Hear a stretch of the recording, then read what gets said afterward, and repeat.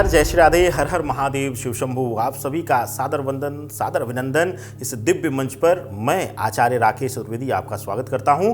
लेकर आ गया हूं एक बार फिर से गोचर विशेष कार्यक्रम मीन राशि, मीन लग्न वालों के लिए 2024 वर्ष का अंत, या कह लीजिए साथ ही साथ 2025 नववर्ष प्रारंभ की भी गणना एक साथ एक ही वीडियो में क्यों जरूरत पड़ गई एक साथ गणना की?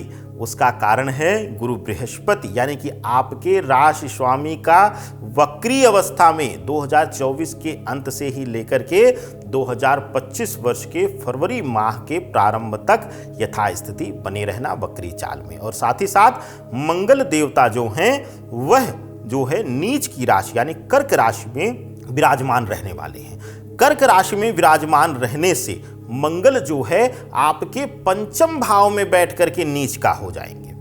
पंचम भाव संतान भाव, भविष्य का भाव, भविष्य के उन्नति का भाव, और साथ ही साथ जो गुरु की स्थिति है वह पराक्रम भाव में वक्री अवस्था में रहेंगे। आपके राशि स्वामी भी हैं, तो ऐसी अवस्था में आपके हर जीवन के पहलू पर, चाहे वह स्वास्थ्य के कारण हो, चाहे वह आपके वैवाहिक जीवन हो, लव लाइफ हो, आपके माता पिता भाई बहनों के संबंध हो, या फिर नौकरी पेशा रोजगार, हर किसी भाव पर कुछ न कुछ प्रभाव डाल रहे हैं। किस पर शुभ किस पर अशुभ, इसी बारे में चर्चा होगी और जानेंगे एक वैदिक उपाय, और साथ ही साथ कौन सा रत्न आपके जीवन में आपके भाग्य को बल देगा और आपके कठिनाइयों को कम करेगा। तो बने रहिए वीडियो के साथ। आरंभ करते हैं बिना विलंब किए हुए। सबसे पहले स्वास्थ्य कारणों पर, हेल्थ के लिहाज से जो यह समय रहने वाला है, चाहे वह गुरु वक्री की अवस्था को देख लिया जाए या फिर मंगल के नीच प्रभाव को पंचम भाव में, यह दोनों स्थितियां दर्शाती हैं कि आपके लिए जो आने वाला जो समय है वह स्वास्थ्य के लिहाज से बहुत अच्छा नहीं रहने वाला है। कुछ न कुछ समस्याएं आपको आएंगी, और खास करके आप अगर देखें तो विशेष रूप से उदर रोग से संबंधित, पेट के रोग से संबंधित, या फिर नेत्र रोग से संबंधित समस्याएं आपको परेशान करती हुई दिखाई देंगी। मीन राशि मीन लग्न वालों के लिए यह समय स्वास्थ्य के कारणों में थोड़ा सा सजग रहने की जरूरत रहेगी। बात अब आपके व्यक्तिगत जीवन की, पर्सनल लाइफ की। सबसे पहले बात होगी आपके वैवाहिक जीवन की, यानी पति पत्नी के संबंधों की। पति पत्नी के संबंधों में यह समय मानसिक दूरियां लाते हुए दिखाई दे रहा है।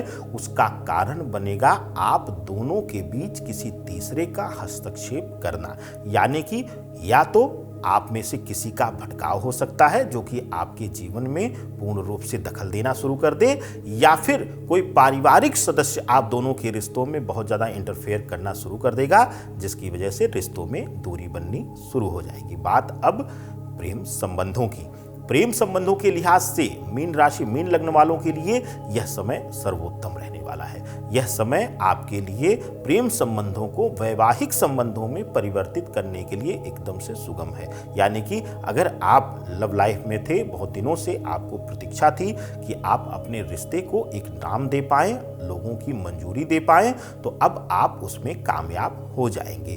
भविष्य की योजनाओं को मद्देनजर रख करके आप अपना प्रस्ताव अपनों के सामने रखेंगे, और वहां गुरु वक्री अवस्था में कोई अपना जो है सबके विरोध में रहते हुए भी आपका साथ दे करके सभी को मनाने का काम करेगा।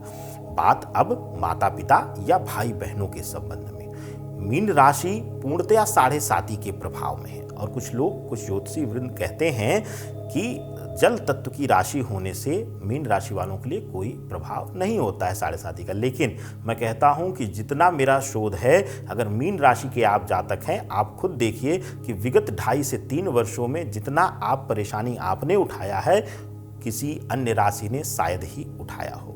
तो अब आपके लिए माता पिता और भाई बहनों के संबंध से देखा जाए तो अपने ही आपसे रुष्ट होकर के, आपसे नाराज होकर के आपके खिलाफ जा सकते हैं, या फिर अपने ही परिवार में आप अपने आप को तन्हा अकेला पाएंगे, जिसकी वजह से धीरे धीरे आप मानसिक रूप से उलझते हुए नजर आएंगे, या कह लीजिए अपने आप को बहुत अकेला महसूस करने लगेंगे, और डिप्रेशन लेवल तक भी जाने का डर आपके रहेगा।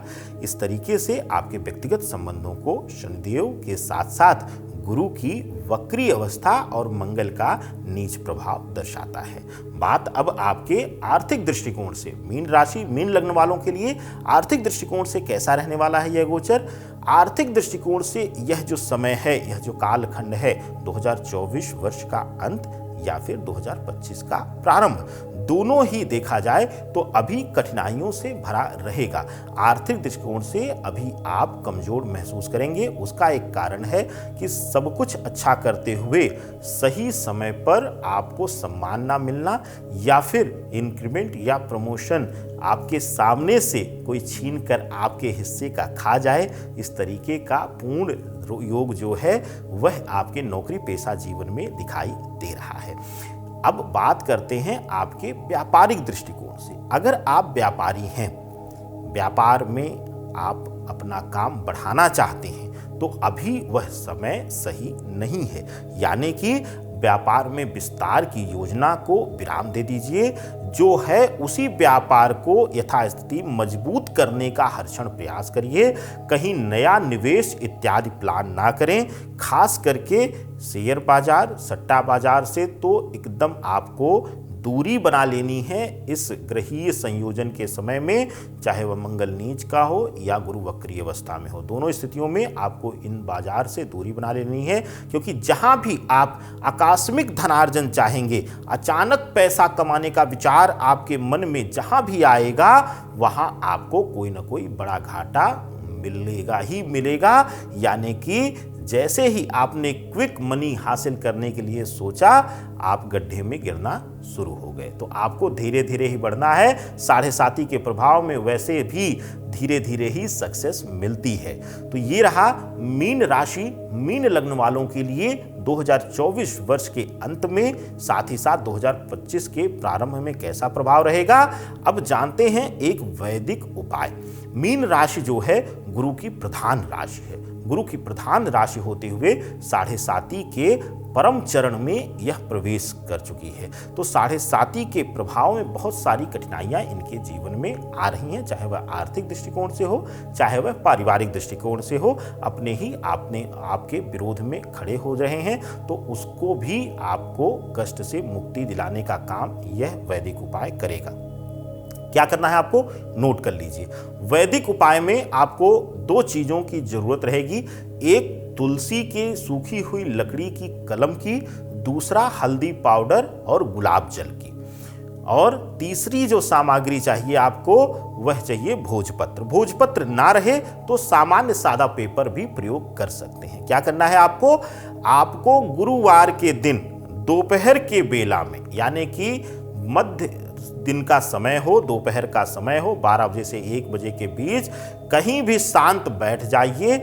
अगर कहीं केले की छांव मिल जाए, यानी केले के पौधे की छांव मिल जाए, तो वह सर्वोत्तम स्थान है। वहां बैठ करके आपको इस भोजपत्र पर गायत्री मंत्र लिखना है। गायत्री मंत्र लिख करके और उसको भोजपत्र को फोल्ड करके उसी दिन आपको विशेष रूप से कोई चांदी का लॉकेट हो, ताबीज हो, उसमें भर करके ताबीज बना करके अपने दाहिनी भुजा या फिर गले में धारण कर लेना है। यह क्रिया आपको गुरुवार के दिन दोपहर बेला में करनी रहेगी। अगर यह क्रिया आप कर लेते हैं तो आने वाला समय आपका आसान हो जाएगा। साढ़े साती के प्रभाव से भी आपको मुक्ति मिलेगी।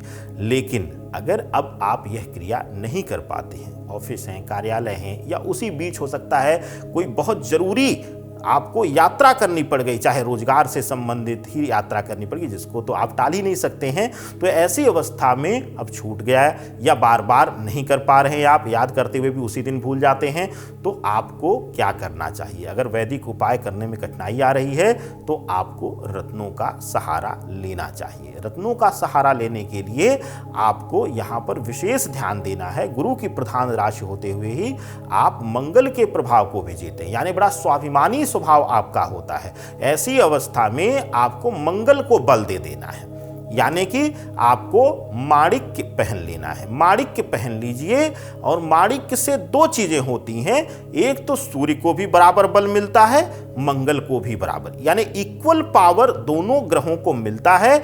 ऐसी अवस्था में माणिक्य अगर आप धारण कर लेंगे, माणिक्य धारण करने से आपको शुभता मिलनी शुरू हो जाएगी। और इसके साथ ही अगर व्यापार में बहुत ज़्यादा दिक्कतें चल रही हैं तो माणिक्य के साथ ही आप जो है वह पन्ना भी धारण कर सकते हैं। दोनों का ग्रहीय संयोजन एक साथ ले सकते हैं आप, यह आपके लिए अक्षय वरदान साबित होगा। तो इस वीडियो में मीन राशि, मीन लग्न वालों के लिए बस इतना ही। आगे अन्य वीडियोस को देखना ना भूलिए और कोई विशेष प्रकार की अगर आपको वीडियो इस चैनल पर चाहिए तो कमेंट बॉक्स में भी लिखना ना भूलिए। आप सभी को सादर वंदन। हर हर महादेव, शिव शंभो।